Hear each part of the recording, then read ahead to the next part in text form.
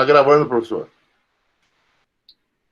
Então, boa tarde a todos. Vamos dar continuidade, então, ao quarto Congresso Colóquio Internacional, Estéticas no Centro, Estéticas das Viagens, com a mesa 2, Arte e Mídia.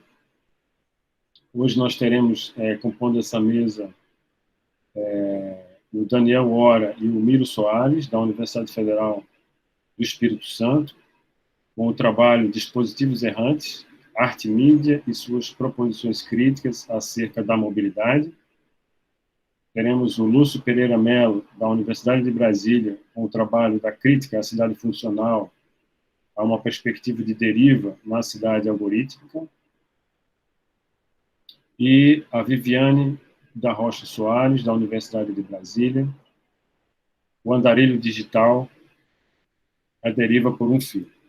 Então, nós vamos ter essas 3 apresentações. Como hoje a Flávia Gonçalves não irá participar, nós, então, temos aí até 20 minutos, excepcionalmente, por causa dessa desistência, até 20 minutos para cada apresentação. E eu sugiro que, ao final, então, a gente faça um debate. Então, a gente poderia começar agora com a fala do Daniel Ore e com o Miro Soares, com o trabalho Dispositivos Errantes, Arte e Mídia e suas proposições críticas acerca da mobilidade. Por favor, a palavra com vocês. Bem, boa tarde a todos e todas. Faço aí meus cumprimentos à organização do evento, né? Os professores Miguel, Tiago, professora Rita e Carla, né? É uma satisfação ter essa oportunidade de falar sobre nosso trabalho de pesquisa aqui na Universidade Federal do Espírito Santo. Nós estamos aqui há alguns poucos anos, né, desde 2017, se não me falhe a memória em relação ao Miro, porque no meu caso eu me lembro quando eu comecei, né? Também. E aí a gente tem trabalhado numa vertente aí que junta nesse grupo de pesquisa chamado Fresta, alguns interesses artísticos e críticos e de curadoria também, né? Então, enfim, é o título da nossa apresentação. Para esse trabalho, né, que a gente vai tentar ser bastante objetivo, né, para caber no tempo e também, assim, para abrir a discussão, né, pontuando algumas questões que são importantes até para a nossa junção como grupo de pesquisa aqui. Havia, né, uma coincidência de interesse teórico a partir do pensamento de Wilhelm Flusser.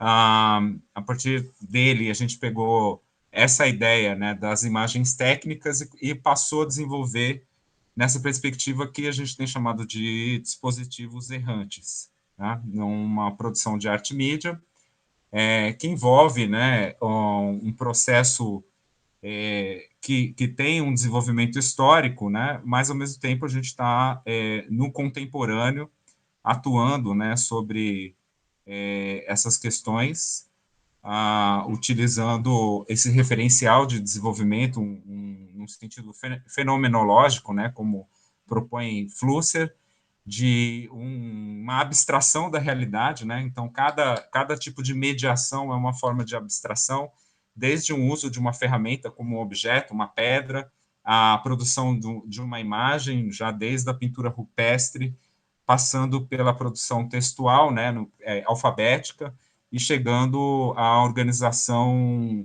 sistemática por meio da matemática, que vai gerar, né, os nossos dispositivos computacionais mais recentes, né, no sentido daquilo que complementaria, né, nessa produção de imagens técnicas, né.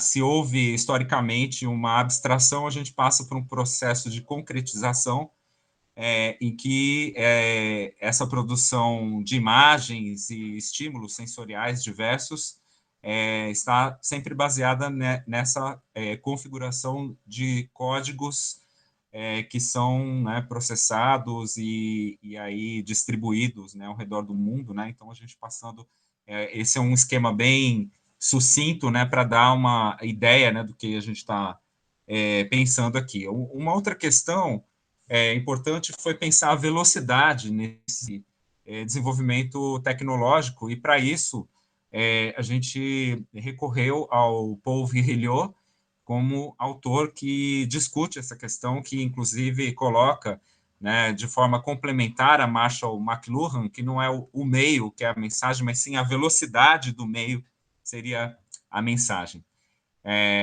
Então, isso, enfim, não vou me alongar muito aqui, mas o que nos interessa especificamente para esse evento, né, é uma reflexão que parte do desenvolvimento de meios de transporte que aceleram os deslocamentos, né, pelo mundo. Aí uma imagem ilustrativa, né, uma questão de tráfego aéreo, até pontuei, anterior à pandemia, né, então essas coisas deve ter mudado bastante. Eu vi um gráfico ao vivo, assim, era muito mais, né, monótono, né, nesse sentido de poucas relações, né, entre esse espaço distribuído. E só que ao mesmo tempo, apesar, né, dessa imobilidade que a pandemia nos forçou, a gente tem aí uma extrema mobilidade por conta das outras conexões que trafegam não pessoas e objetos, mas sim informação. E aí eu uso como ilustração, né, um mapa de rede de cabos de fibra óptica, né, os cabos submarinos ligando continentes, né, e me interessa também essa questão de como a gente tem certa similaridade, né, nesses percursos, nessas rotas que são traçadas entre pontos de interesse. Claro, tem população que vive nesses locais, mas, ao mesmo tempo, um interesse aí de desenvolvimento tecnológico em cada cultura que corresponde, né, a essa malha, né, que nos possibilita viver numa extrema velocidade, mesmo estando aqui parados, né, e no sentido já previsto por Virilio, que encontra também a coincidência com o pensamento de Gilles Deleuze e Guattari, né, no sentido de uma desterritorialização que, nesse sentido, ela é muito mais ampla do que simplesmente no território físico, né, mas considerando também ideias, a mentalidade, né, então acho que nesse sentido a gente está tentando estabelecer a conversa entre esses diferentes autores que estão interessados em coisas muito próximas, né, e aí a gente vai fazer uma recuperação, né, de algumas mídias, né, e vou passar agora a palavra para o Miro. São duas chaves importantes, uma que seria um desenvolvimento da fotografia até a imagem eletrônica, do vídeo, principalmente, e outro que já se estabelece no mundo das redes. Bom, boa tarde, pessoal. Então, dando continuidade a esse ponto que o Daniel mencionou, a gente está partindo, assim, a princípio, de uma parte de trabalhos em que pressupõe de uma experiência física do deslocamento, né, no registro da imagem, e, posteriormente, um trabalho em que os meios vão funcionar mais como mediação, dando espaço, abrindo uma experiência da realidade de uma maneira relacionada ao dispositivo, né? Então, assim, um ponto curioso para a gente pensar é que hoje, se a gente para observar ferramentas como Google Street View, ou esses dispositivos todos que nos permitem esse que a gente chama de deslocamento virtual, é muito interessante a gente pensar que como que na própria origem, né, do surgimento disso que a gente chama de imagens técnicas, né, se a gente falar de uma espécie de ontologia da imagem fotográfica, da essência desse tipo de meio, a gente já tem uma condição, de certa moda, ou relativamente similar, que é o fato de que, por meio desses dispositivos, a gente tem, pela primeira vez, né, no século XIX, um tipo de imagem objetiva do mundo que era exibida no momento em que a mobilidade era limitada, né? Então, a gente vê esse tipo de apresentação das imagens técnicas como uma extensão, talvez, daquilo que a gente tinha até então como relatos de viagens, desenhos e aquarelas, que era muito fundamentalmente baseado numa subjetividade do indivíduo. Relativizar essa noção de objetividade. A gente sabe que a fotografia, ela não é o espelho do real, né? A gente pode mencionar aqui rapidamente o texto célebre do André Bazin, ou escritos como do Philippe Dubois, que vai tratar dessa questão da objetividade. Mas a objetividade, até certo grau, faz parte, né, do próprio meio. Então, um detalhe interessante é que, assim, se a gente pensa no século XIX, né, a gente tem, na França, em 1851, a chamada Mission Héliographique, né, que é uma encomenda do Estado que solicitou 6 fotógrafos franceses a documentarem um inventário patrimonial da França naquele período. Um outro dado interessante é que os irmãos Lumière, entre 1895 e 1907, realizaram aí por volta de 422 viagens, né, mais da metade delas e também tantas na França.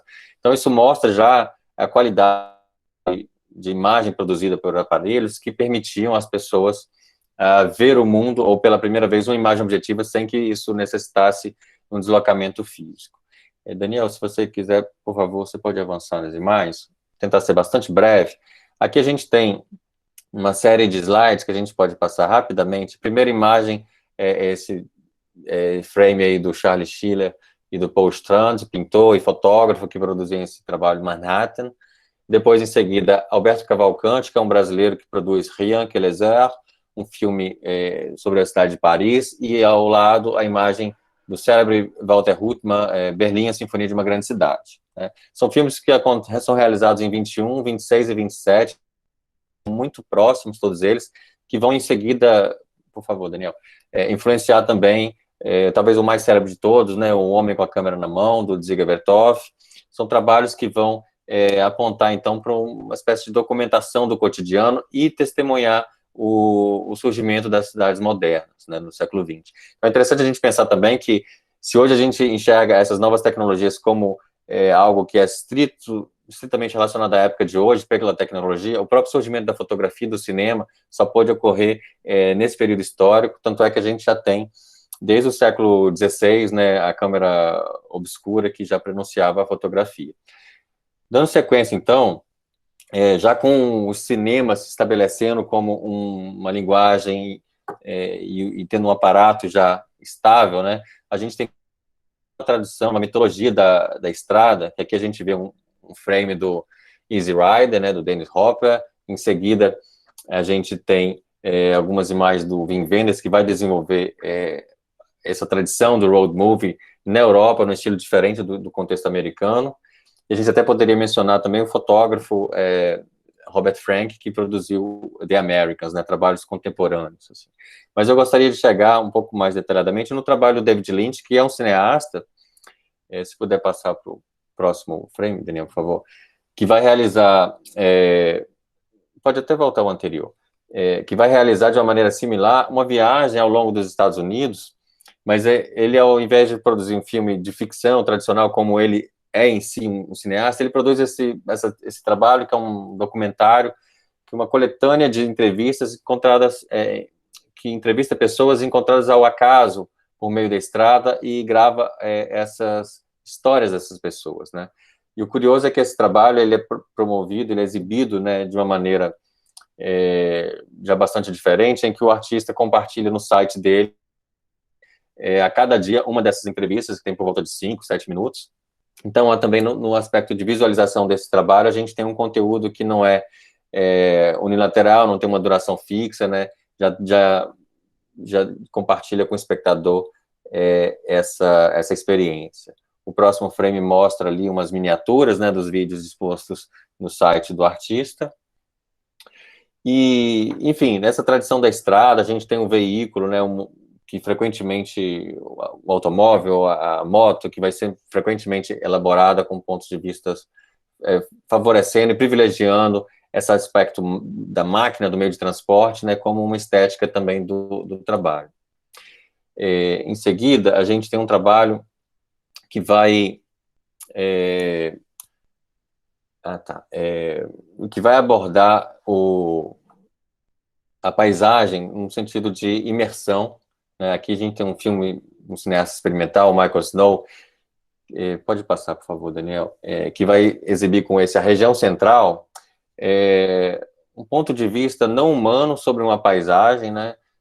Ao reproduzir, ao criar até uma câmera, né, que se movimenta horizontalmente e verticalmente, dando conta de todo essa paisagem, pontos de vista que não são pontos familiarizados pelo olhar humano. Então, acho que, no meu modo de ver, eu vejo esse tipo de trabalho como uma dos precursores do que a gente tem hoje, como imagens 360, e isso feito nos anos 70. Então, o trabalho do Michael Snow, ele cria essa imersão e esse aspecto de uma escaneamento, assim, do ponto de vista nessa paisagem. Pode avançar, por favor, Daniel? Aqui tem uma imagem, né, que mostra esse dispositivo para locomover a câmera especificamente para esse trabalho. E, em seguida, a gente vem para um trabalho de um fotógrafo húngaro, um artista experimental, né, Gábor Rosch, que em 2002 vai produzir essas traveling landscapes, né, essas paisagens em movimento. Pode passar, Daniel, por favor. O que a gente vê aí são duas fotografias, né, feitas por meio de uma técnica de pinhole que ele adapta dentro de uma câmara de um trem, né, uma cabine de um trem. Então ele lacra todo o espaço, deixa tudo escuro e com um pequeno ponto ele cria, né, vai sensibilizar o papel que está instalado do lado da cabine. E a gente também tem esse trabalho no formato de vídeo que é exibido, que é justamente o registro dessa imagem projetada do exterior do trem para a cabine do trem. Então, é um trabalho muito interessante que mostra como o meio de transporte também altera a nossa percepção do espaço. E aí, o Daniel citou o Paul Virilio, aí tem uma frase aqui que eu separei, que ele vai tratar um pouco nesse sentido, né, que ele fala: graças à energia cinemática do trem de alta velocidade, do carro, no para-brisa, etc., eu vejo o mundo de forma diferente. Em seguida, ele diz: a velocidade é usada para ver, assim como a luz. Então, como que até o meio de transporte nos permite enxergar e compreender o mundo de outra maneira. Aqui um trabalho do Jonas Mekas, que é Cassis 16, que ele vai fotografar com stop motion, né, numa câmera 16mm, ao longo do dia inteiro, essa paisagem marinha, que de uma maneira similar como o Michael Snow vai privilegiar o movimento da câmera na questão da absorção do espaço, o Jonas Mekas aqui vai privilegiar essa extensão temporal, né, ao registrar a imagem do dia inteiro. E para finalizar, né, pode passar, por favor, Daniel? Um trabalho mais recente, né, do Michael Ashaware, que é um artista, né, que trabalha com mídia arte, que vai fazer o que ele chama de River Studies, né, uma série de trabalhos em rios diferentes ao longo de vários países, em que ele vai, de uma certa maneira, percorrer esses rios de barco e vai filmar, basicamente, como faz, né, vai escanear essa paisagem, e a gente tem esse trabalho, esse vídeo, como a gente está exibindo, que consegue reproduzir esse espaço desse percurso, né? Então, é isso para indicar, assim, alguns trabalhos que vão trazendo para um contexto mais recente, que o Daniel agora dá continuidade. E aqui uma imagem, né, do dispositivo dele, uma câmera acoplada ao computador, também com os dispositivos ali de geolocalização para registrar no próprio dispositivo. Obrigado, Daniel. Bem, aí, numa segunda vertente sobre essa expressão, né, a ideia dos dispositivos errantes, eu separei alguns trabalhos que lidam com a questão da simulação e das redes computacionais, né. Em primeiro lugar, eu menciono Jeffrey Shaw, né, um artista australiano que já tem uma longa tradição de construção de espaços imersivos. Talvez o trabalho dele mais conhecido seja o Legible City, em que o público com óculos de imersão, né, pode pedalar por uma cidade, né, composta por palavras, né. Mas ele tem outra produção também interessante, né, em que há um uso muito frequente de uma construção panorâmica, né, para a projeção de imagens, e geralmente possibilitando que o público possa, a partir de algum mecanismo, né, controlar, navegar nesse espaço, né? Então, a ideia da navegação ela é também importante, né? Nesse caso aqui do Place, é uma navegação que ela não é espacial em relação a gravações de imagens da cidade de Ruhr, na Alemanha, mas também em relação a um histórico, né, que essa cidade, essa região, experimenta no sentido de uma região de mineração e siderurgia, que passa depois, né, da Segunda Guerra por uma mudança, né, da sua base econômica e galpões industriais que são reaproveitados para outras coisas, né? Numa perspectiva, e essa do Jeffrey Shaw, envolvendo sempre o investimento de construção de instalação mais caro, até assim, de difícil acesso, mas se a gente pensar na própria web como um dispositivo, né, uma janela menor, mas que nos permite também navegar por diferentes espaços, né, e aí eu coloquei esse trabalho do Jodi, que é, na verdade, uma experimentação bem caótica e não lógica, não convencional dos mapas, né, do Google Maps. Então, essa ideia de intervenção, de traçar rotas que não significam, por exemplo, como eu mostrei no início, né, uma conexão entre um ponto e outro através de uma aérea ou mesmo marítima, e também o uso, né, dos ícones próprios dessa cultura das redes, né? Então, nesse trabalho GeoGo, a gente tem esse fenômeno, né, que é, então, levado, né, para uma perspectiva mais comercial, de uso comum, no sentido que as pessoas podem usufruir da própria casa, né, do escritório, naquela época, em meados dos anos 90, no acesso, enfim, aos computadores e à internet que era possível naquela época, né? Nesse outro exemplo da Gisele Bilgman e o Fernando Velasquez, né, essa dupla radicada no Brasil, né, já propõe uma junção, né, desses dispositivos eletrônicos que são de uso comum, doméstico, como um tablet, para possibilitar a composição de paisagens urbanas a partir de bancos de dados. Então, essa lógica e estética de bancos de dados que a gente passa a acumular e também a circular entre eles a partir da internet, né? Então, é explorada nesse sentido para a composição de cidades imaginárias e, ao mesmo tempo, também a levar isso para um ambiente de instalação, não só como um aplicativo ou um site na internet, mas também uma instalação que, inclusive, parece bastante com o trabalho do Jeffrey Shaw, né? E aí eu vou fechar com esse exemplo, que é o Clement Vala, que nesse trabalho dos postais do Google Earth, né, ele vai meio que fazer um turismo de Google Earth, né, ao redor do planeta, né, visitando diferentes espaços, e ele descobre um problema de deformação das imagens, que não é um erro do sistema, é simplesmente um resultado da combinação de imagens que não permitem, né, uma planaridade, né, como, enfim, a Google usa diversos bancos de dados de imagens e nem sempre está ali presente a melhor imagem para a representação do espaço. Então, inclusive, isso é um processo contínuo, né, em que a Google vai atualizando os bancos de dados, e essas deformações elas ocorrem em determinados momentos, depois de alguns meses, a partir da atualização das imagens, outra imagem melhor pode entrar no lugar, e aí esse momento registrado, né, nesse cartão postal, né, com latitude, longitude, data, horário em que o artista esteve naquele local, perde o sentido, porque já não existe mais como um local físico. Então, essa exploração, né, da virtualidade, né, ela é bem colocada nesse sentido, né? Bom, e aí, como dois últimos aí, duas últimas informações, né? Como a gente está encarando isso, né? O dispositivo errante como uma forma de resistência, né? Por uma estratégia ou uma tática, melhor dito, de desvio, de exploração dos erros e também da descriptografia, né?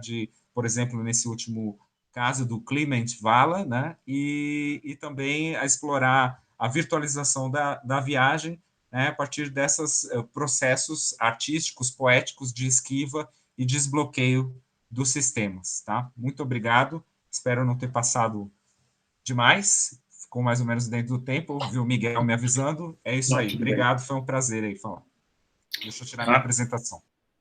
Agradeço imensamente, Daniel e Miro, pela apresentação. Eu acho que a gente deve esperar um pouco para fazer esse debate conjuntamente, porque, pelo menos da perspectiva do título, né, tanto a Viviane quanto o Lúcio vão tratar de assuntos que podem ter muita relação, e a gente faz, dessa vez, uma discussão coletiva. Então, eu passo de imediato a palavra para o Lúcio Pereira Melo, da UNB, que vai falar sobre a crítica à cidade funcional a uma perspectiva de deriva na cidade algorítmica. Então, passo a contar agora 15h27, mais ou menos 20 minutos, no máximo, Lúcio. Obrigado, professor Galli. Boa tarde a todos, meu nome é Lúcio, eu sou aluno de doutorado do programa de pós-graduação em comunicação da UNB, sou orientando do professor Tiago Queiroga, e venho hoje trazer esse tema, né, da deriva, que é um tema que eu sou muito apreciador e que eu acho que se insere dentro da questão da apreciação da cidade, né, dessa forma de caminhar pela cidade, de passear pela cidade. Eu tenho uma apresentação aqui, é só clicar aqui e apresentar a tela inteira, não é isso? Não, peraí. Isso, Lúcio. Apresentar a sua tela aí. Tá. Acho que quando eu apresento... Deixa eu ver aqui se vocês me veem. Tá, eu não vou ver vocês, né? Mas acho que vocês vão me ver. Só um minuto.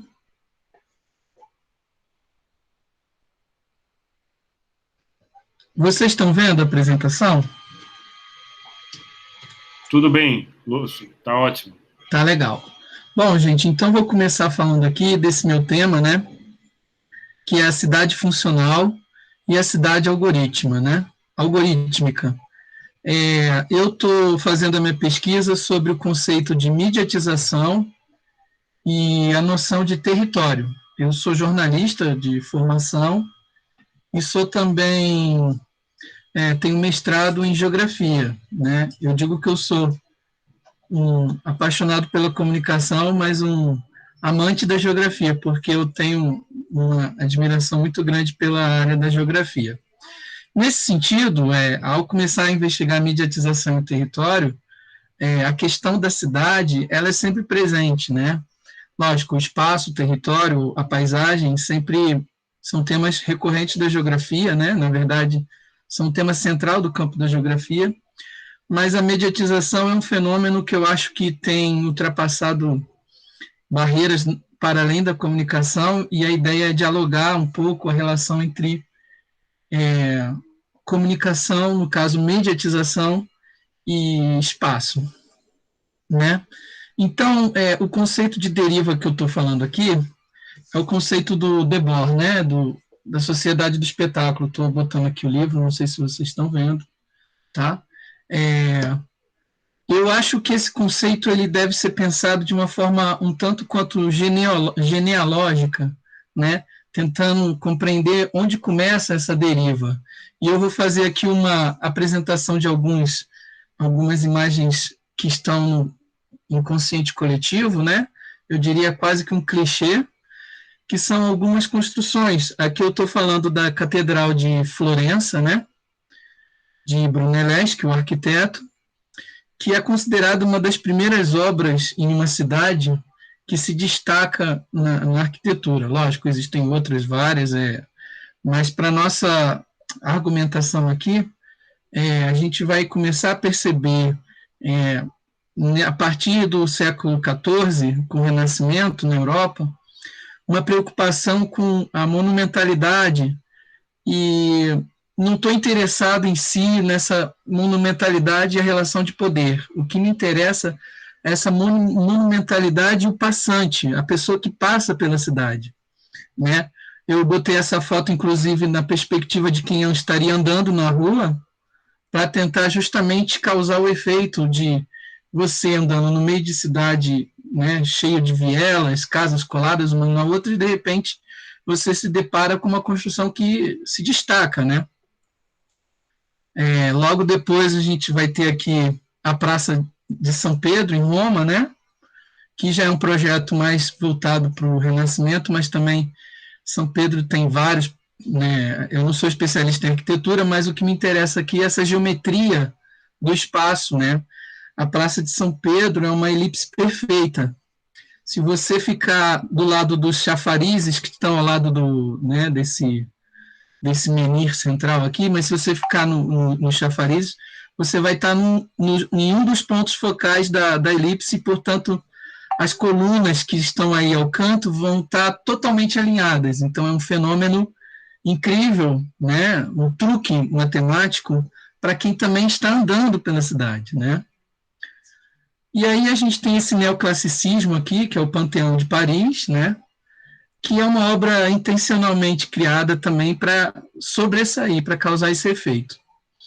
Então, eu estou falando de uma cidade feita para ser fruída, né? Ou alguém que está andando pela cidade, antes, né, reparava algumas catedrais e tudo mais, mas agora começa a ver a cidade por um outro lado. A partir desse momento, o que me interessa mais é a cidade da crônica, né, da comunicação. Estou falando aqui de Balzac, Zola, Victor Hugo, Stendhal, né? Começa a se ter um olhar sobre a cidade que eu começo a chamar de um olhar, digamos, não oficial, né?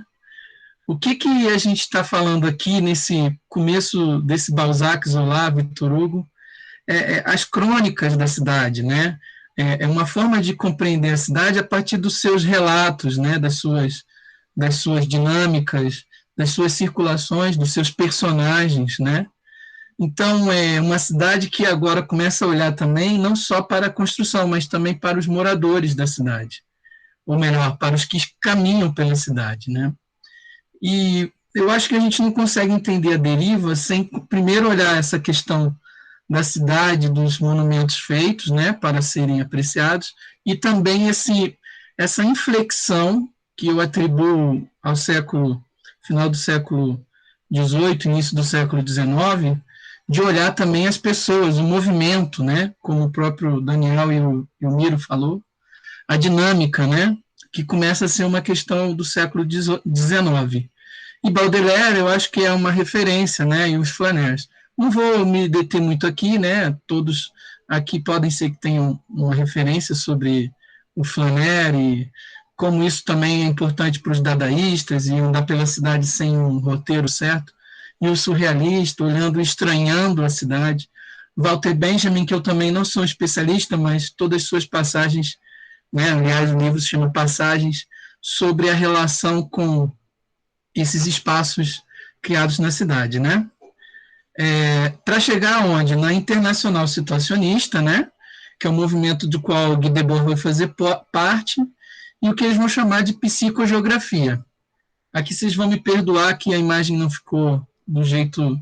Eu não saberia dizer se essa imagem é deitada ou em pé, mas esse é o mapa clássico dos situacionistas, para dizer como você, ao andar pela cidade, você deve desconstruir, reconstruir a cidade, né? Como você deve associar a cidade às suas emoções, sentimentos, e criticar um espaço que já era definido.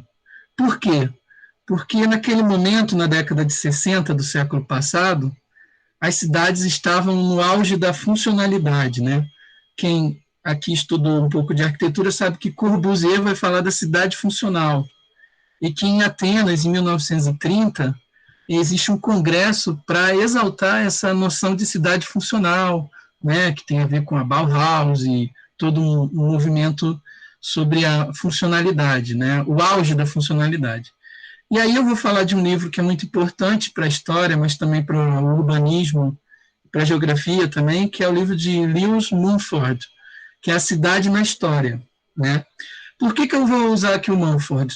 É para dizer que o Mumford vai olhar essa cidade no auge dessa funcionalidade. Como é que ele vai olhar? Através de um olhar da arqueologia das antigas cidades, né, as cidades da Era Antiga, né, os primeiros núcleos urbanos e tal, e por meio da arqueologia você acaba achando restos, vestígios, onde você vai associar funções. Achei uma colher. Nossa, então aqui era um lugar de almoço e, portanto, era uma funcionalidade da refeição e tudo mais. E sempre também, né, baseando a pesquisa sobre as formas da cidade e os funcionamentos. O que eu quero trazer aqui para contestar um pouco o Mumford, né, é o Eduardo Soja, e esse livro chamado Pós-Metrópolis, que não sei se vocês conhecem, eu não sei se ele tem em português, eu achei esse livro em espanhol. É um livro super interessante sobre não só uma história das cidades, mas uma geohistória, ou seja, olhar as histórias também, as cidades não só pela história, mas também pela sua análise espacial. E Soja vai falar muito de Henri Lefebvre, né, que vai falar da trialética espacial. Tá? O que Soja traz também de elemento interessante é uma forma de pensar a cidade não só pelas suas funções, a religião, o comércio, né, a sede do poder imperial, mas também uma preocupação com o cinecismo, que ele vai chamar que é a necessidade das pessoas estarem juntas por outras questões, né, dado que o homem é um ser gregário, né. Agora, o que acontece é que as cidades vão se tornando funcionais num sentido, digamos, utilitarista, né? E aí a gente vai ter a cidade industrial. E esse espaço funcional não mais em razão das pessoas, né? Se num acampamento romano se esperava que as pessoas trilhassem os caminhos para depois fazer, né, o calçamento, agora não. Agora existe uma ordem maior, que é a ordem relacionada à produção de riqueza, do bem-estar, do capital, de organizar o espaço, né? A cidade industrial. Só que essa cidade industrial vai ganhando cada vez mais a importância dessa força organizadora do espaço, né? Ao ponto da gente chegar no que vai se chamar de cidade fordista, né? Que são as grandes cidades americanas, Nova York, Chicago, até uma outra cidade que eu vou trazer aqui uma imagem, que é Los Angeles. Né? Los Angeles a gente vai chamar de uma cidade pós-fordista. Pelo menos Eduardo Soja fala disso. E aqui tem uma brincadeira, né? Imagem de uma cidade sem qualquer veículo devido ao lockdown. E embaixo dizendo, na verdade, trata-se de uma placa-mãe. E aqui eu estou chamando Los Angeles de uma placa-mãe. Ou seja, a cidade começa a ser vista como um circuito, né? E esse circuito, como todo mundo sabe na informática, você pode integrar diversas placas. Você tem a placa-mãe, no caso uma cidade central, e você pode ter outras cidades que se acoplam, né, por módulos, né, por dispositivos, gadgets, né. Então a gente começa a perceber um deslocamento da ideia de metrópole, né, da sede do poder, para a cidade global, que seria uma cidade, a partir de agora, que não necessariamente tem um poder centralizado. Pelo contrário, onde está o centro de Los Angeles, né? Assim como, né, outras cidades mais contemporâneas. O que você tem é o fluxo. A cidade serve para organizar o fluxo. E isso vai também refletir em Castells, né, Manuel Castells e sua trilogia clássica, que eu não vou me dedicar aqui, ao falar das tecnologias da informação e da comunicação na reorganização do espaço. Ao ponto de hoje, né, existir o conceito de Smart City, a cidade inteligente. Agora, pensando aqui sobre essas cidades, né, a gente pode flanar numa Smart City, numa cidade contemporânea, como seria andar pelas ruas de Los Angeles, né? Aqui vem a minha questão, né? Eu tenho estudado muito um autor chamado Conrad Susse. Conrad Susse foi considerado um dos pioneiros da informática e criou, em 1930, uma espécie de um primeiro computador, mas ele vai além, ele faz a base dos primeiros softwares, né, ou das primeiras linguagens computacionais. Aqui, no caso, ele está falando de uma técnica que ele vai ver em von Neumann, portanto, estamos falando aqui no âmbito da cibernética, né, do século XX, do cálculo do espaço, né? Raum, em alemão, é espaço, né? E como isso tem sido importante para organizar o espaço. Vou voltar aqui só para enfatizar uma coisa. O que eu estou dizendo agora é que a numericidade, a digitalização, é hoje o principal organizador do espaço, né? Você pode organizar um espaço em função da produção e tal, desde que você consiga numerizar isso, né? Você consiga transformar isso em algo digitável, né? Você consiga plotar para o QuantumGIS ou para o ArcGIS, e aí você joga num software desses de georrepresentação, e isso tem organizado o pensamento. Ao ponto de a gente chegar a esse paradoxo aqui, né? Vou ler um título aqui em inglês, né? 4 aplicativos para te deixar perdido. E assim, então, você pode ter experiências mais interessantes, né? Não sei traduzir actual experiences muito bem. Aí embaixo um subtítulo interessante. Por que a tecnologia sempre fala de eficiência? Esses aplicativos vão introduzir um pouco de algo de inesperado no seu dia e levar você a lugares que você não iria. Eu acho super contraditório você usar um aplicativo para fazer a deriva, uma vez que a deriva, na perspectiva da internacional situacionista, seria desconstruir o espaço da cidade funcional e, a partir daí, você ressignificar esse espaço, né? O que está muito ligado à ideia de Lefebvre dos 3 espaços, né? O primeiro espaço, o segundo espaço, o terceiro espaço. Enfim, fechando, né, aqui, existe uma cidade na Coreia que começou do zero, que se chama Songdo, e a propaganda toda sempre foi que Songdo era uma cidade que começaria do zero para ser uma smart city perfeita. De fato, a cidade existe, né?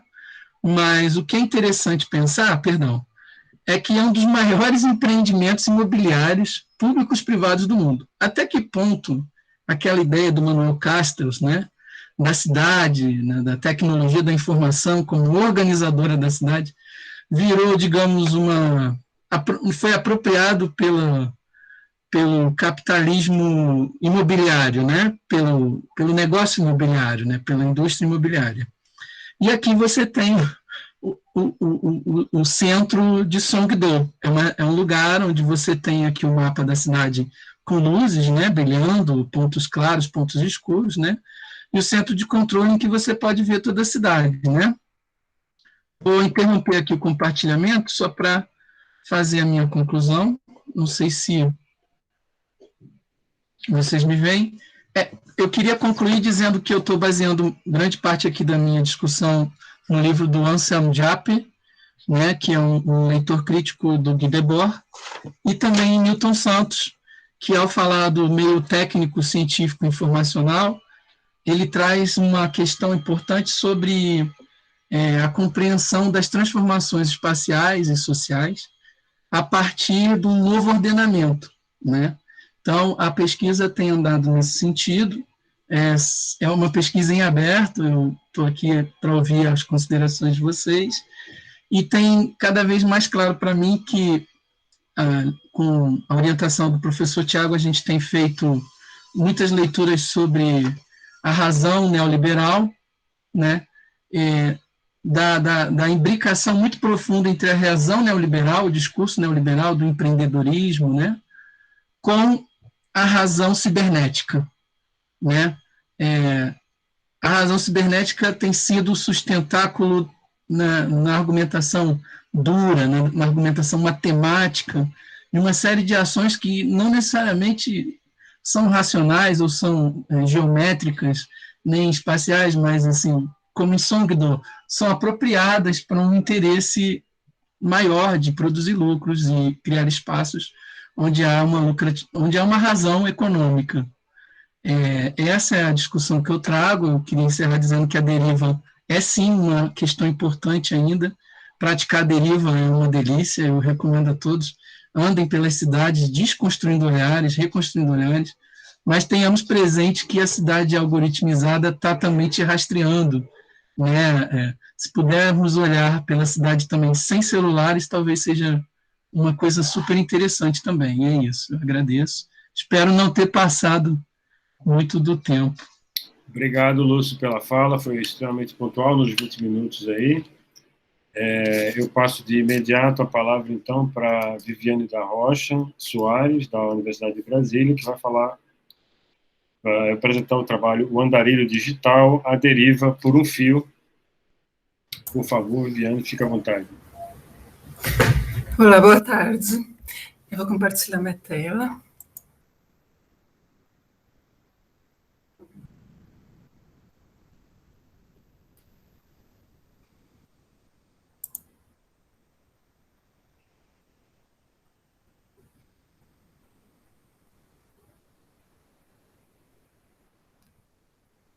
Isso, gente, espera aí. Uma janela.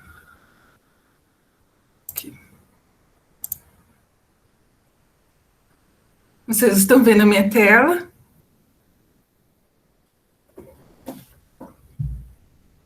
Sim, tá.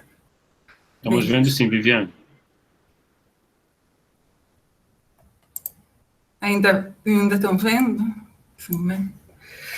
Vamos lá.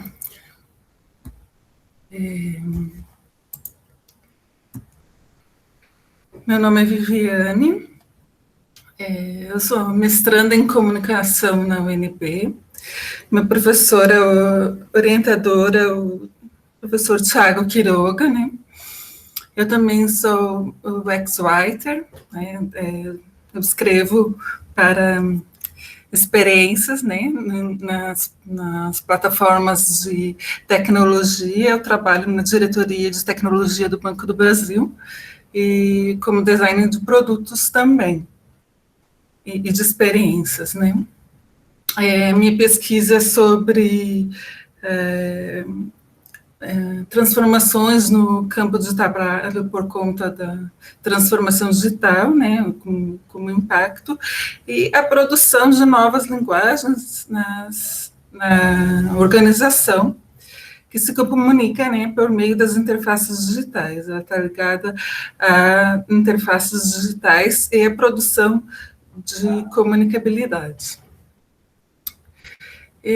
Eu trouxe esse tema, o nômade digital, né, para esse encontro, porque tem uma relação direta, assim, como pesquisa, no sentido das mudanças no campo de trabalho que a transformação digital vem provocando, né? E também pela questão da produção de conteúdo, né, comunicação escrita.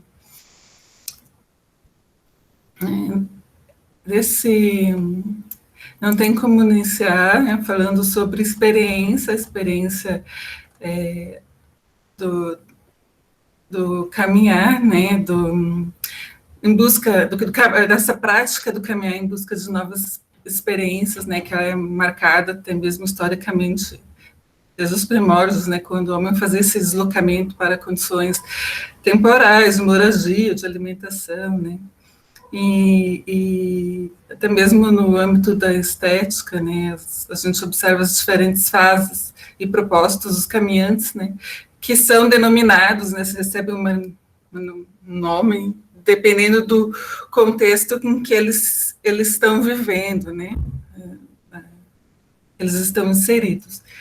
E a experiência, assim, por ela ser sensível, né, momentânea, também pode ser isolada, individual, né, ou coletiva, nesse processo da alteridade e de vivenciar o compartilhamento do sensível com o outro.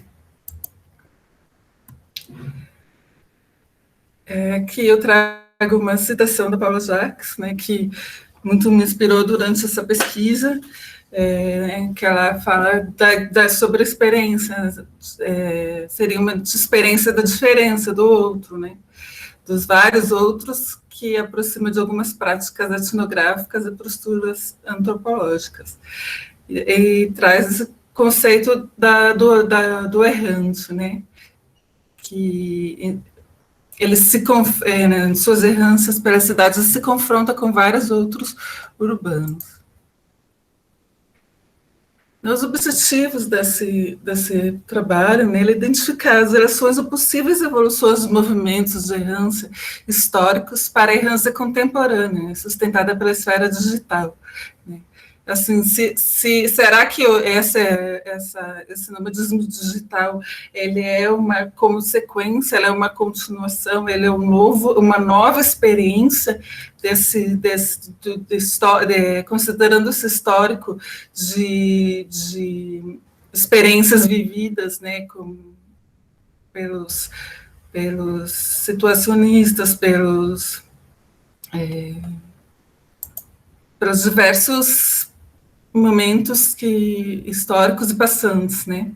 E também relatar a experiência estética de trabalhadores brasileiros que viajam pelo mundo, né? Eles têm comunicação escrita como meio de produção.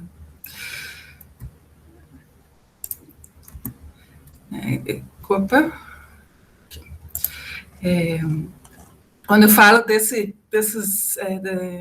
diversas situações, desses passantes, né, conforme o seu contexto em que eles vivem, justamente sobre as plananças, as deambulações e as derivas, né, que nessa perspectiva genealógica, né, as narrativas ocorriam por meio de manuscritos impressos, por exemplo, divulgados em movimentos populares, né, que essas pessoas estavam inseridas, né.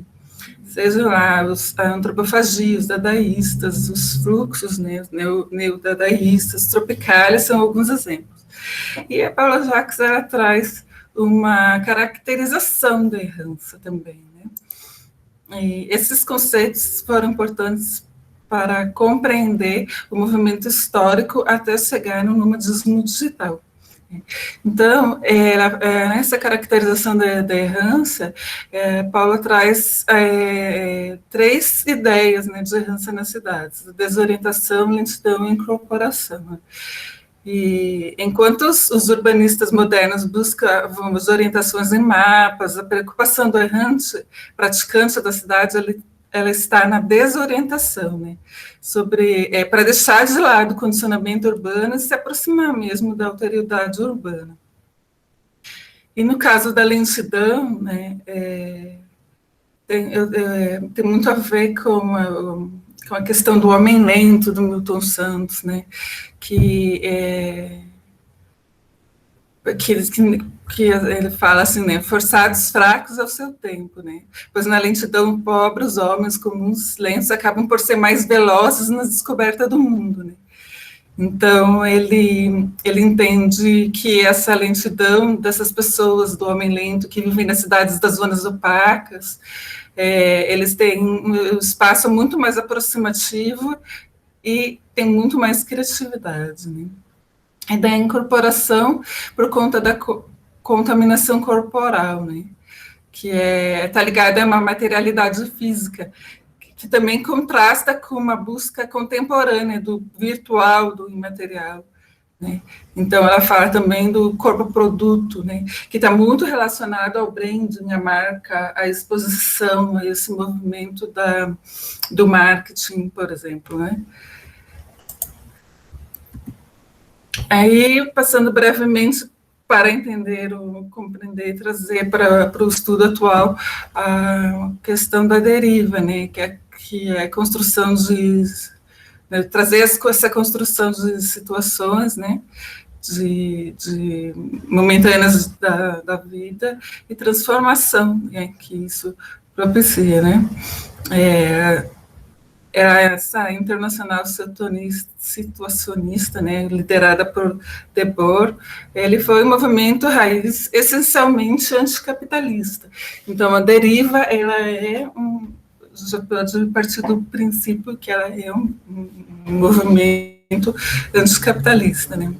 E ele questiona muito essa questão do espetáculo, né, da sociedade, essa fábrica de alienação, né, por conta disso.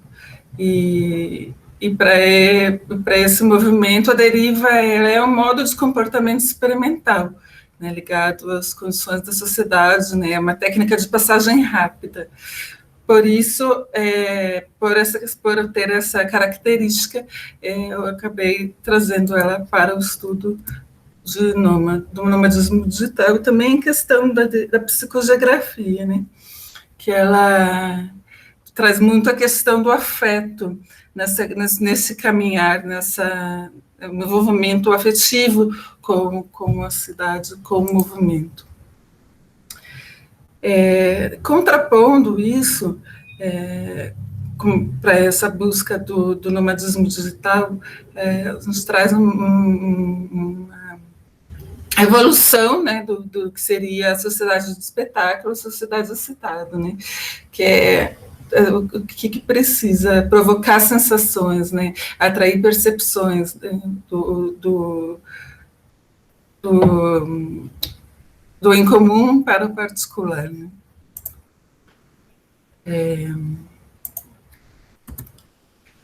E também, nesse movimento, a gente tem a transformação da indústria cultural, onde a publicidade e a indústria cultural se confundem, a propaganda se torna ação comunicativa de excelência, né?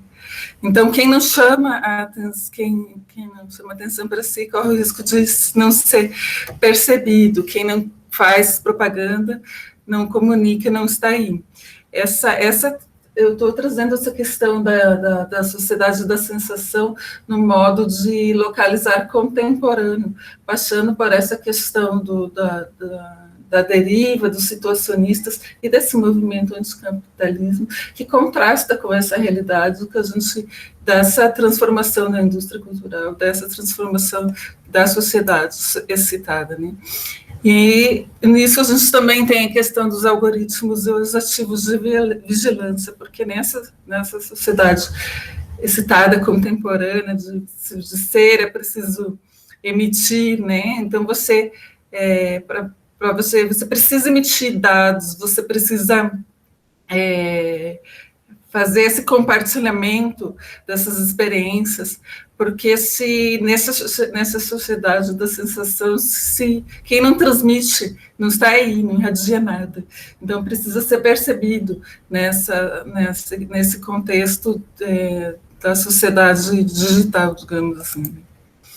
Ao mesmo tempo que traz um paradoxo dessa visibilidade, enquanto as pessoas precisam estar constantemente online, compartilhando informações e dados, né, experiências, ela traz uma torrente, né, de citação midiática do espetacular, né, e ao mesmo tempo que ela dá vontade de sair, sentir a si próprio, sair do vácuo, da falta de percepção, da sensação, do sentimento, por conta do turbilhão de informações que são expostos. Nisso vem isso tudo dentro do contexto de transformação digital, né? Então, já entrando no campo do trabalho, para chegar no trabalho digital. A gente tem essa transformação do advento da internet, dessas zonas informacionais, do crescimento da sociedade da informação, né? E tudo isso propicia um movimento para que o trabalho digital e a mobilidade aconteçam, né? Então, as zonas luminosas acabam por por atrair esses sujeitos que buscam essa mobilidade, né, e poder exercer sua jornada, suas atividades laborais, ao mesmo tempo viajando e mudando seu espaço, sua experiência. Essa questão do trabalho digital da mobilidade, ela também provoca transformação no espaço urbanístico, né, das cidades, né, porque hoje, atualmente, existem muitos países que estão oferecendo vistos de trabalho remoto, né, são divulgadas e produzidas plataformas digitais especificamente para isso, né? Algumas cidades estão sendo construídas para receber nômades, se adaptando, desculpa, para receber os nômades digitais, disponibilizar cada vez mais recursos para que esses nômades possam se instalar por um período curto, né, por um tempo, e fazer o estímulo fazer esse estímulo da mobilidade capitalista. Totalmente contra o que o movimento situacionista considerava, né. E a gente, durante essa pesquisa, eu percebi também que o termo nômades ele é um pouco diferente desses outros movimentos, né? E ele diz, segundo, né, Deleuze e Guattari, que ele está ligado ao espaço liso, né, da desterritorialização e também reterritorialização, né, porque ele não fica naquele espaço por muito tempo, ele acaba sendo um passante. E como acontece essa busca de territórios nessa deriva digital, né, nesse movimento? Principalmente pela economia, né? Essas pessoas elas buscam esse movimento conforme o custo do país e que elas possam se movimentar dentro do planejamento que elas estipulam para esse movimento, né? A questão da legalidade, né? Das questões dos vistos e tudo mais, e principalmente para lugares que tenham conexão, internet digital. Essa mobilidade lá não acontece se não houver o fio de internet. Eles precisam da conexão, e isso é o principal. Aí, como base de estudo, eu trago aqui um case do Matheus de Souza, ele é o Nômade Digital, ele se auto-intitula Nômade Digital, ele produz conteúdo, né, e essa experiência de nomadismo se inspirou ele por meio de um movimento de não acreditar no que as pessoas que são felizes, ou que ele poderia ser feliz trabalhando das 8 às 18 num escritório fechado.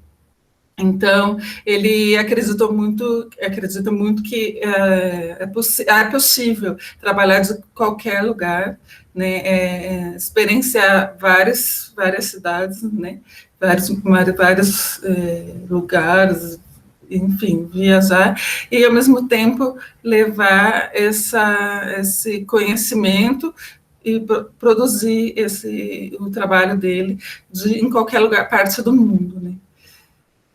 E essa é uma dos autores que inspirou ele a fazer esse movimento. Ele é brasileiro, né, de Santa Catarina, o perfil dele, né, ele é casado, não tem filhos, né, formação em relações internacionais. Ele é um escritor, contador de histórias e é também professor de escrita criativa. Ele é nômade digital desde 2017. Ele tem uma média de permanência local quando ele viaja por 3 meses. E isso também tem muito a ver com a questão do visto, né? Então, normalmente, os vistos do turista duram isso. Então, ele precisa se mudar a cada 3 meses. E que ele traz o nomadismo digital como um estilo de vida, né? Pela questão do trabalho também, né, do labor, mas um estilo de vida, porque ele vive muito essa questão do minimalismo, no menos, né, viver com pouco. Ele carrega 2 mochilas apenas pelo mundo, né, então ele não tem nada que o prenda em nenhum lugar, e ele pode se movimentar com esse desprendimento. Então, ele pratica essa errância nas cidades, né, em que ele passa, por menor período que seja. Então, aí entra digamos, uma fusão, assim, dessas experiências vividas pelos nômades e os errantes, né? E ele traz, inclusive, várias narrativas, como ele é produtor de conteúdo, ele compartilha várias narrativas a respeito das suas experiências nos lugares. E o que me chamou mais atenção, assim, é que ele, por ele viver de produção de conteúdo e relatar a experiência estética dele, experiências nas quais deriva, ele sempre menciona empresas de plataformas digitais, ou seja, sempre tem uma espetacularização, né, uma questão do capitalismo por volta da experiência dele, e ele faz questão de demonstrar isso nas narrativas, mas isso tem muito a ver, assim, com essa questão do labor, do trabalho, né? E como eu estou de tempo? 4? Então, aí ele mesmo entrou numa crise com isso, porque ele começou a se auto-intitular flaneur ou internacionalista, né?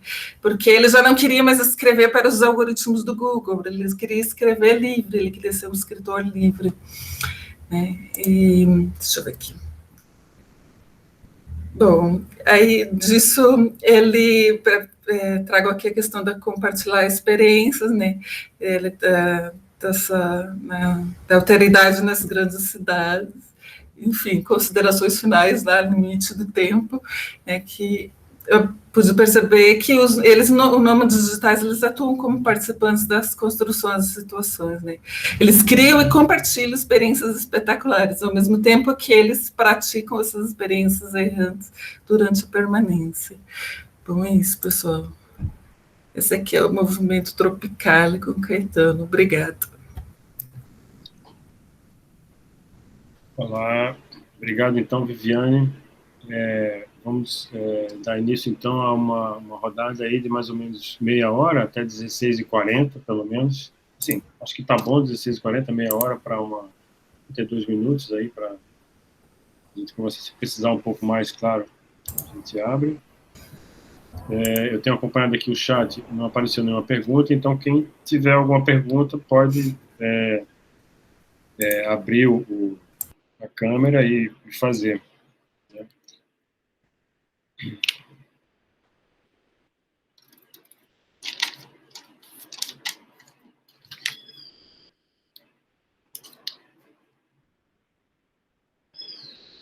Acho que enquanto o pessoal vai se animando aí, eu vou fazendo umas questões, e aí é o tempo também de assentar as informações, né, que a gente precisa também. Da fala do Daniel e do Miro, me chamou bastante atenção essa parte final, né, das imagens distorcidas. Né? Quer dizer, o título da fala de vocês, né, seria assim, quais seriam as proposições críticas acerca da mobilidade, né? Então, eu entendi que tem um histórico, né, desse tratamento dado à mediatização da experiência, né, quer dizer, a mídia como realmente meio para a experiência, e aos poucos a experiência ela vai se fundindo mais com a própria mídia, né? Foi até onde eu consegui acompanhar. Mas no caso dessas aparentes distorções, né, parece que de fato a mídia deixa mais claro, né, como é que essa experiência de fato pode ser alterada, porque a gente já está tão acostumado a viver nessa velocidade que parece pouco, quer dizer, é um histórico efetivo, quer dizer, de fato, o Baudelaire, o Benjamin, né, estavam todos atentos a essa interferência da velocidade na experiência, né, mas a mediatização, através da velocidade, sobretudo, ela passa a ser mais radical hoje, talvez nessas distorções, né, que vocês chamaram de erro, né? Não sei. botaria essa questão para vocês, para explorar um pouco isso. E no caso do Lúcio, me chamou bastante atenção também o fato de ele trazer aplicativos, né, que ajudam a gente a, digamos, fazer essa deriva, ou seja, se deslocar na cidade sem um plano prévio, sem um domínio completo da situação, né? E aí isso remete também a essa necessidade da mídia para a experiência, né? Ou seja, a mídia, no caso aí, é o próprio aplicativo, né? Não propriamente a imagem ou o mapa, né? Mas como é que esse aplicativo, no final das contas, ele repete aquela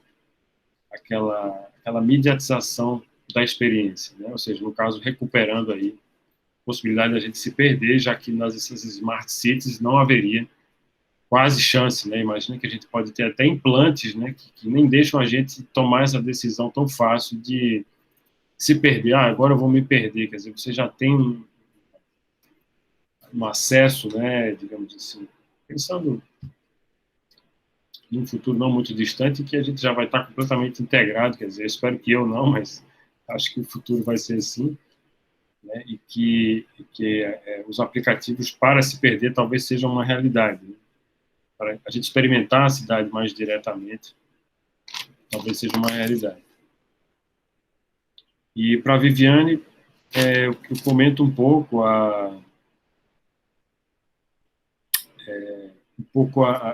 provocaria um pouco para ela explorar um pouco mais essa dimensão da sociedade excitada que ela trouxe, onde tornar-se percebido é o central, né? Onde ser é ser percebido. E se esse não seria justamente o caso, né, final do Mateus de Souza, né? Será que ele não está reproduzindo justamente isso, como Andarilho? Como Andarilho digital, nômade digital. Então, eu passo um pouco a palavra aí para o Daniel e para o Miro, explorar um pouco mais, e fico de olho também no chat se aparecer mais questões aqui. Quer falar, Miro? Depois? Bem, eu acho que, assim, é mais um comentário, não sei se eu consigo responder, assim, diretamente, mas eu acho que colocar em contexto, talvez, e me parece que esse comentário, inclusive, ele manifesta aí uma adesão, enfim, uma coincidência de interesses, a pesquisa, né, que a gente está realizando e o que foi mostrado, né, também nas outras apresentações, né, eu acho que a gente tem realmente um interesse por um aspecto, né, que no fim das contas é a liberdade, né. Eu acho que talvez se a gente fosse resumir, né, com grandes questões, inclusive filosóficas, né, a gente está lidando com a questão da liberdade e claro que a mídia, não só no sentido do que ela media, mas também no sentido da automação desses processos, que eu acho que é mais por esse caminho, né? Enfim, né? A ideia de uma imagem técnica é uma produção de imagem, mas é uma produção automatizada, e essas automatizações, elas sempre se colocaram, né? Sempre estiveram em questão no sentido estético, inclusive geralmente direcionado a questões de padronização, então aí haveria, né, uma perda de liberdade, ou no sentido mais recente, né, dessa vigilância, do controle, que já é uma mediatização algoritmizada, né? A gente está só falando palavra cumprida aqui. Então, isso que apareceu também, né, na fala do Lúcio, aí, bem em seguida, né? Então, a gente está lidando com uma realidade muito, para usar um termo flusseriano, né, uma realidade muito codificada, né? Então, acho que aí o procedimento artístico, né, e que aparece aí, falando especificamente do último exemplo, muitas vezes é descobrir, né, a falha, né, que toda tecnologia traz de forma quase assim inerente, né? Pelo menos eu aposto muito nisso, né?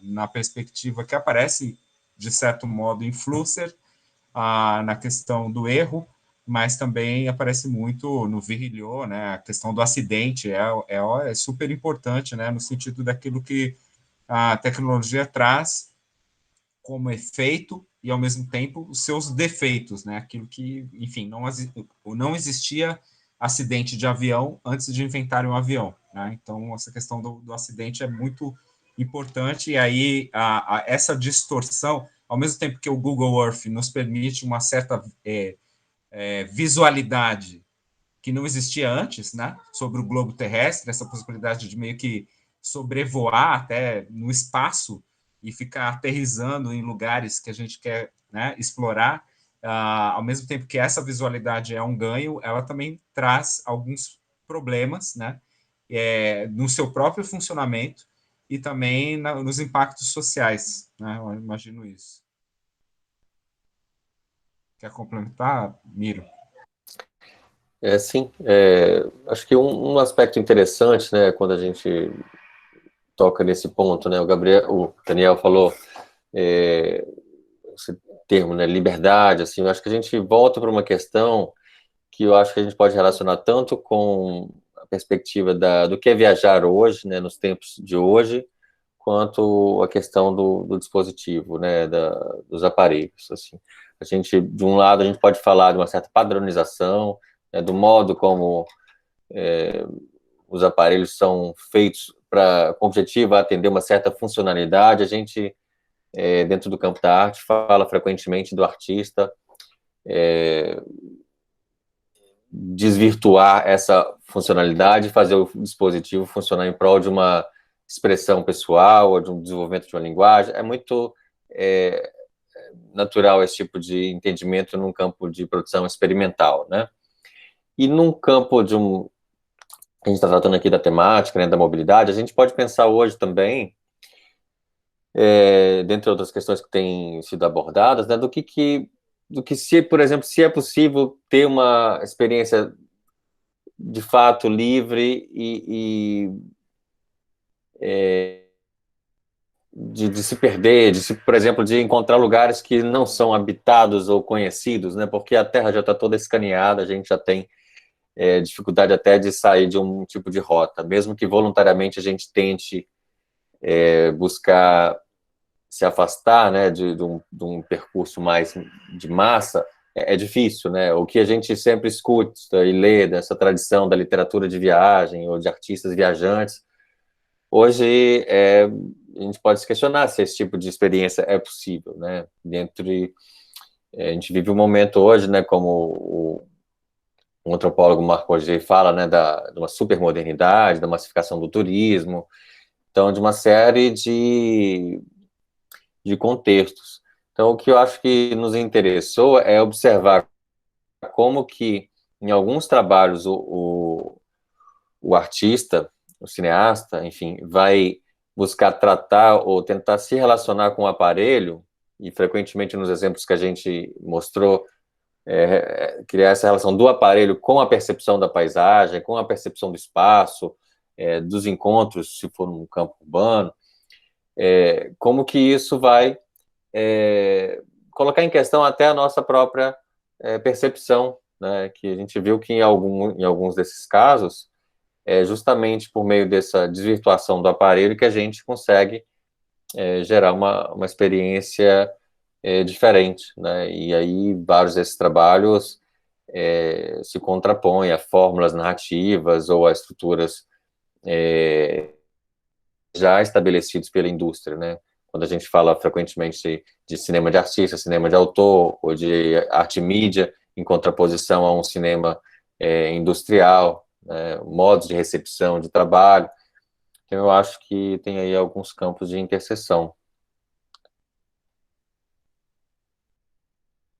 Se o Lúcio quiser falar um pouco, depois a Viviane, e aí eu vou no chat buscando mais algumas coisas. Eu acho que a ideia do trabalho era problematizar a noção da deriva da internacional situacionista, porque ela foi criada em um contexto, que é o contexto dos anos 60. E hoje, 60 anos depois, a gente vive um contexto um tanto quanto diverso. E o Daniel, eu não sei, o Miro, mas o Daniel tem estudado também o hacker, né? Eu acho que existe uma deriva hacker hoje em dia. Eu não botei nada porque é um pensamento muito cru ainda que eu tenho. Mas existe uma ideia do hackeamento, que eu acho super interessante, né? Eu tenho lido a Mackenzie Wark, que é uma escritora muito seminal, né? E eu acho que ela tem feito umas análises super interessantes sobre como hackear o sistema, né? Então, assim, será que o Debord também já não estaria sendo o embrião desse pensamento do hacker? E me interessa muito essas transgressões, né? Por exemplo, o LibGen, né, que é um banco de dados de livros não autorizados. Mas, assim, quem pesquisa, todo mundo usa o LibGen. Vai lá e pega um livro em PDF que precisa. O próprio Sci-Hub, que é um site feito para você hackear artigos acadêmicos. O que eu estou falando é contraditório, inclusive no âmbito acadêmico. Eu tenho noção disso. Mas eu acho que, assim, existem alguns hackeamentos que são interessantes. Será que quem deriva hoje em dia, né, quem vai praticar a deriva, não estaria hackeando a cidade? Então, assim, são provocações no sentido de dizer que, né, conforme o Miguel me perguntou aqui, né, podemos fazer uma deriva sem a mediatização, né? A mediatização entendida como um processo de viver o mundo mediado de aparelhos de tecnologia da informação e comunicação. Pois é, a Mackenzie Wark tem livros interessantes, eu acho que ela bebeu ali, né? O Daniel está colocando aqui no site. Eu acho que a mediatização é hoje um dos assuntos mais importantes pela potencialidade de ressignificar o território, como a Vivi também falou, né? Porque hoje existem cidades na Itália que são lindas, mas não tem pessoas entre 50 e 20 anos. São idosos e crianças. Oferecem os lugares para que as pessoas sejam nômades digitais e produzem imagens dessas cidades, que elas são lindas, mas elas não estão na internet, né? Elas não estão georreferenciadas, elas não estão tagueadas, né? Então, assim, dialogando com o Daniel e o Miro também, o Povirilho, né, fala da interface, né? A necessidade de criar interfaces em um ambiente que seria, digamos, analógico, né? Então, na geografia, essa discussão está começando muito agora, né? Eles têm vindo muito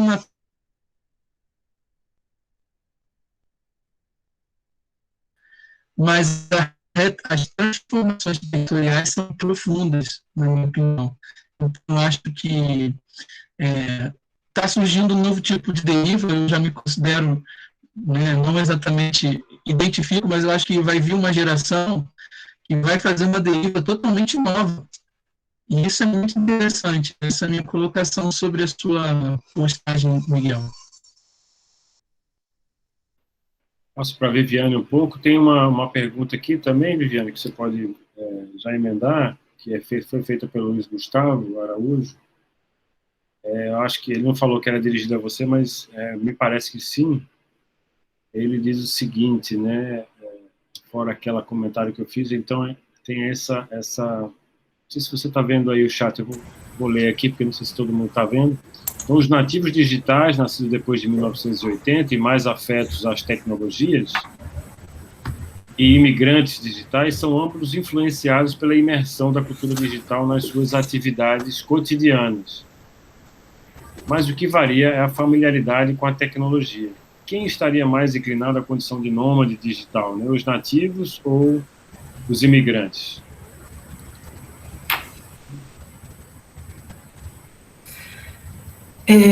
Eu acho que essa questão da mobilidade, do nomadismo, ela tem muito mais a ver com uma questão de, talvez, de iniciativa, incômodo, ou até mesmo identificação com esse movimento do que a questão digital em si, porque o digital, sendo os nativos digitais ou imigrantes, essa facilidade de adaptação, ela pode ocorrer em qualquer tempo, né? Mas essa disposição e essa questão de se identificar com esse movimento de deslocamento, né? Com esse desapego, com essa vontade de trabalhar em vários lugares, conhecer, de viver sem rotina, praticamente, né? E os nômades digitais, eles também têm muito essa questão das pessoas estarem iludidas que é uma viagem, que vai curtir, que vai viver o lugar e tudo mais, só isso. É muito diferente, né? Porque às vezes ficam dias fechados no hotel, trabalhando, produzindo, né?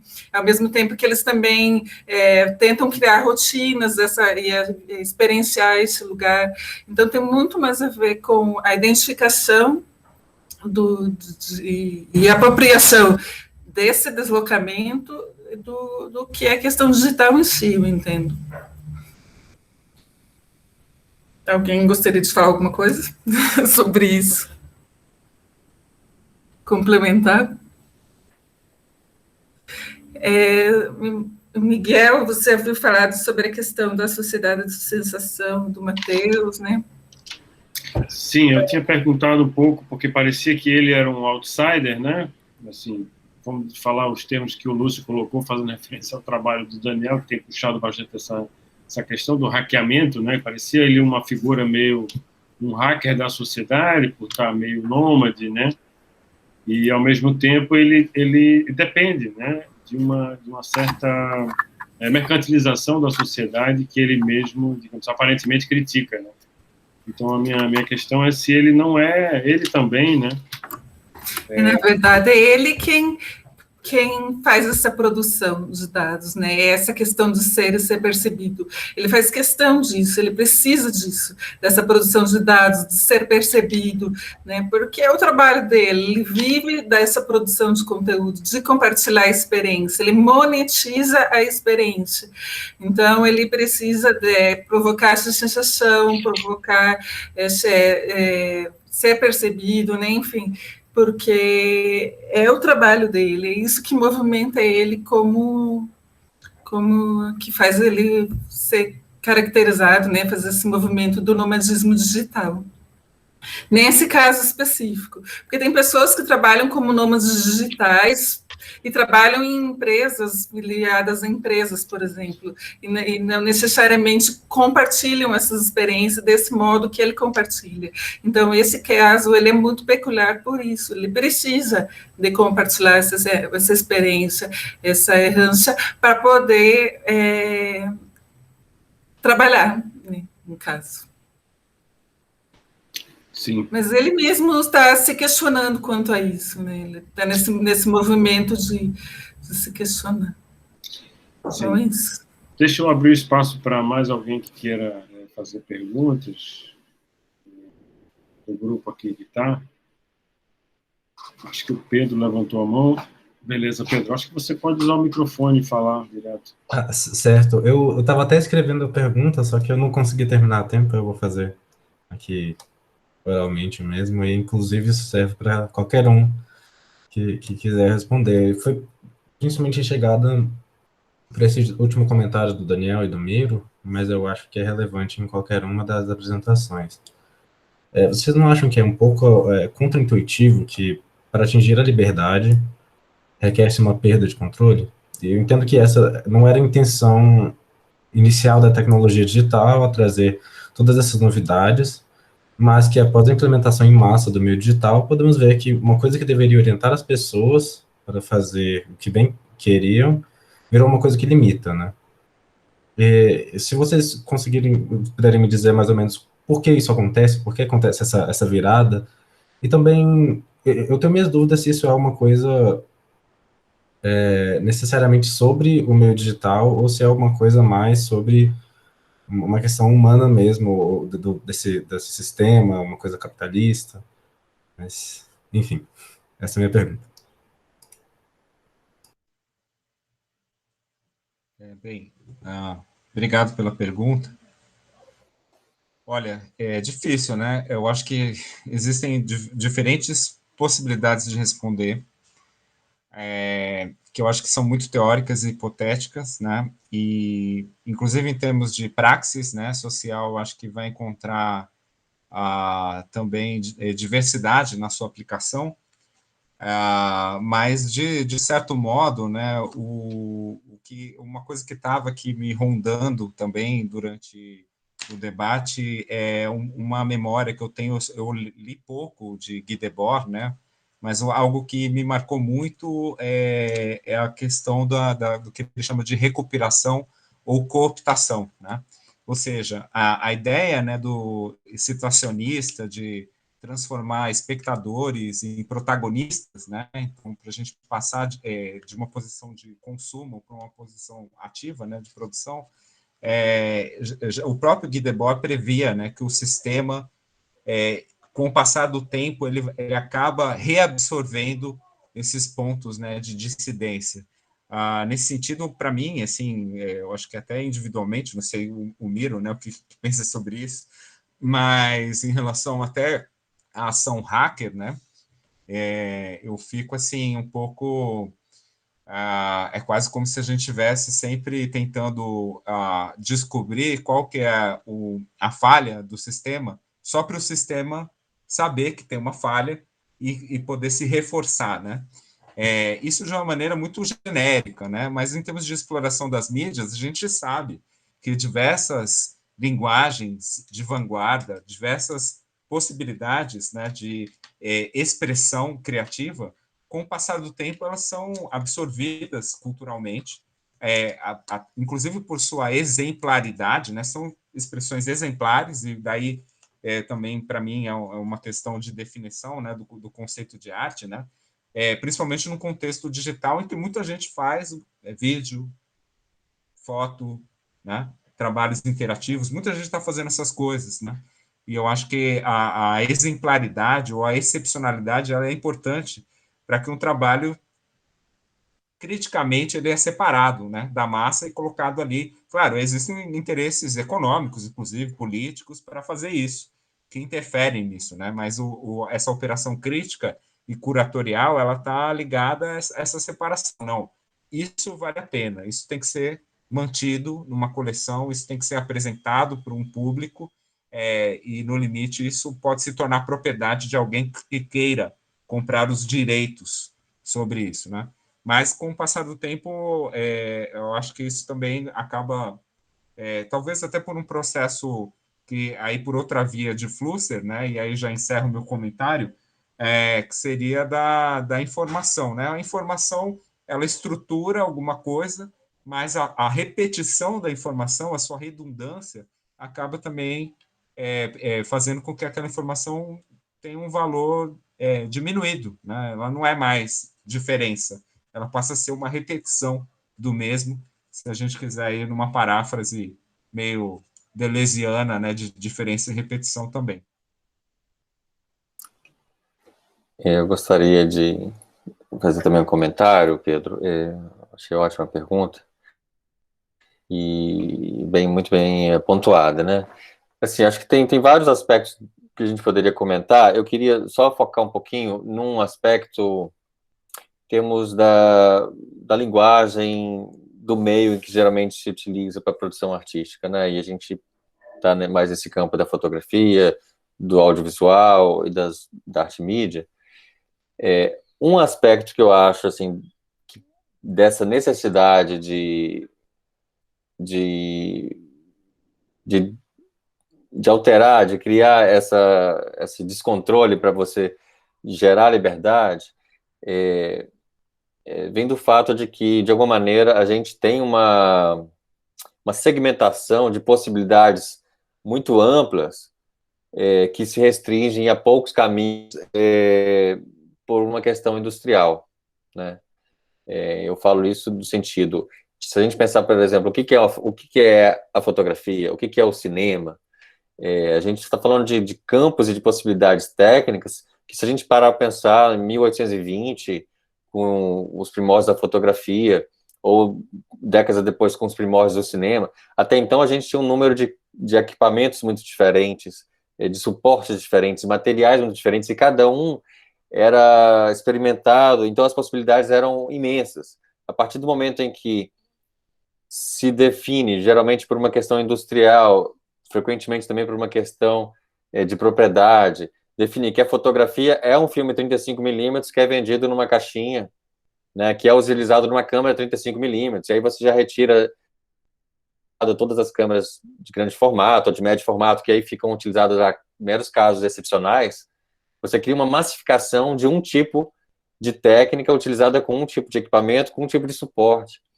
Então, aí você já, de uma instância geral, você até impede o desenvolvimento dessas linguagens, outras, e caminhos que poderiam ser desenvolvidos e explorados.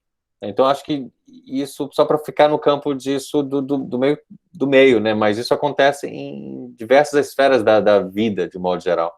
Então, eu acho que criar ruptura ou descontrole é uma maneira da gente voltar um pouco àquele princípio de pré-definição de uma cena industrial ou do meio, em que a gente tem uma pluralidade muito maior de campos de expressão. E outro aspecto é que o artista ele consegue até um tipo de diferenciação, seja de natureza de imagem, ou um protocolo de trabalho diferente, que justamente rompe com uma experiência que é repetitiva à exaustão. Agora, dito isso, eu faço aqui um parênteses para dizer também que não é que isso é uma necessidade que deve ser realizada sempre por todos, né? Eu acho que tem muitos artistas que talvez não tenham o trabalho focado especificamente nessa questão mais do meio ou do formal, que conseguem muito bem desenvolver um trabalho criativo em termos de narrativa, enfim, qualquer que seja a linguagem, dentro dessa própria delimitação mais tradicional do meio. Então, um trabalho formalmente tradicional também não impede que um trabalho criativo se manifeste de outra maneira, né, por meio do conteúdo, ou da narrativa, ou de uma estrutura criativa mais no interior do trabalho, né? Eu penso aqui, por exemplo, em alguns cineastas que ou até hoje produzem filmes muito tradicionais, mas que estão refletindo sobre a própria questão da imagem. O Wim Wenders seria um exemplo disso também.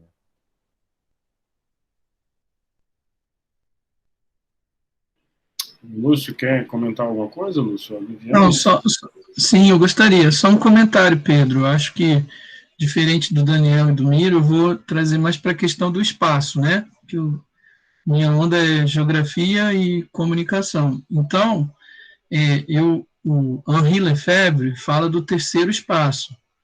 Eu acho muito interessante a proposição dele, que o Eduardo Soja vai retomar, falar que existe um espaço primeiro, que é um espaço, né, do indivíduo, né, ligado às instituições mais primeiras, que é a família, esse espaço que se produz um significado ali, digamos, primeiro.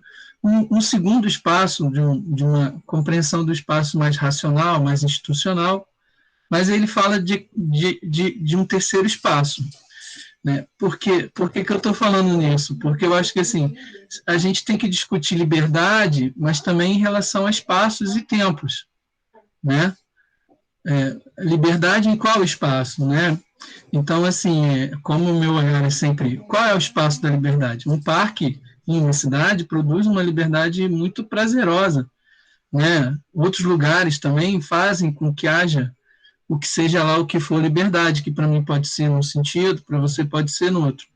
Então, eu acho que, assim, ao mesmo tempo, você pode andar num lugar, a princípio, estranho e se está bem ali, ao momento que você ressignifique esse espaço. Então, acho que essa luta pela significação dos espaços é uma luta muito potente hoje em dia, e a gente está vivendo isso no Brasil, aí, nas ocupações, nas manifestações de rua. O espaço está sendo disputado, e sempre vai ser. Né? Então, acho que a disputa pelo espaço, de produzir espaços abertos, espaços não funcionais, espaços não matematizados, né? Que você vai daqui para ali, você vira um vetor. Né? Então, assim, até que ponto a gente consegue fazer uma disputa por esse espaço em aberto? Né? Em aberto, não quero nem falar de liberdade, queria falar em abertura. porque liberdade eu tenho dificuldade de lidar com liberdade. Mas espaços abertos, eu acho que ou a gente abrir os espaços que estão fechados na nossa cabeça, né? É nesse sentido que eu acho que a discussão que você traz é super relevante.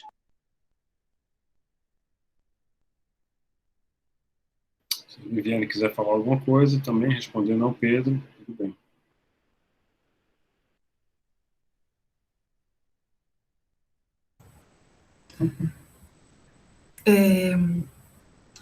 Sobre a questão da liberdade nesse meio digital, né, basicamente, né? Bom, já tenho...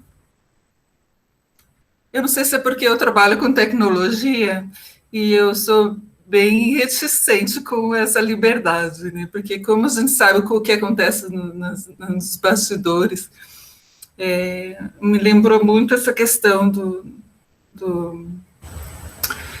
que o próprio Lúcio trouxe, né, da gente, nessa parte de geografia, da cartografia, a gente usar o mapa e de ser seguido por todos os lugares, por movimentos, né, a questão da segurança, né, e tem o lado positivo, mas você está sendo vigiado o tempo todo, né, a questão da vigilância, né, você está produzindo ativos de vigilância.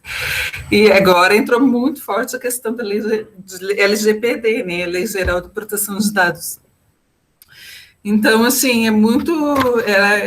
eu acho que ela, ao mesmo tempo que traz essa liberdade, traz essa autonomia, essa mobilidade e tudo mais, ela também exige algo muito forte em troca, que eu acho que é a própria liberdade.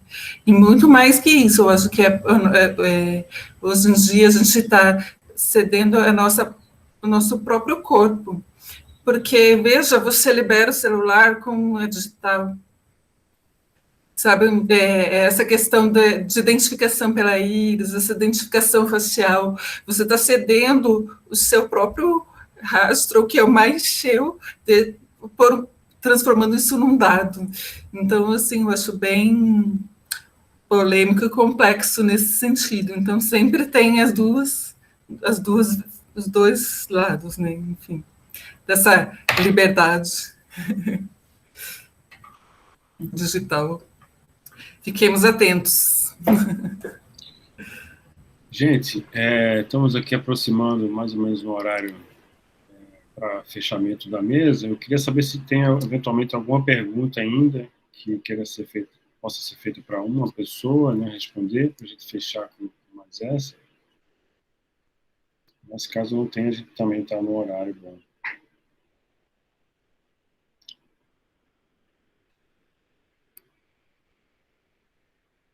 Perfeito. Então, gente, vamos encerrando então essa mesa 2, né, Arte e Mídia.